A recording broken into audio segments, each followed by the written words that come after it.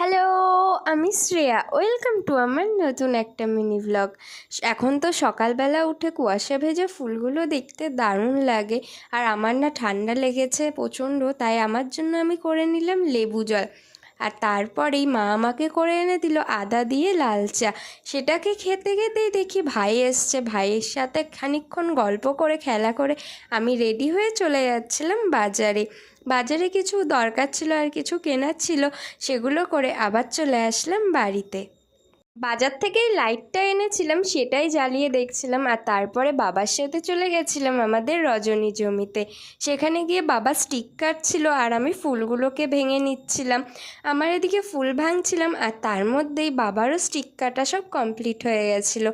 তারপরে বাবাও আমার সাথে এসে ফুল ভাঙতে লেগে গেল। তারপরে এক ব্যাগ ফুল নিয়ে আমি চলে আসলাম বাড়ি। আমার গাছের গোড়াগুলোয় প্রচণ্ড ঘাস হয়েছিল, তা বাড়ি এসে সেগুলোতে একটু পরিষ্কার করে নিলাম। আর লাইটটাকে আমি আমার ঘরে কিছুটা এরকমভাবে লাগিয়েছি, কেমন লাগছে জানি।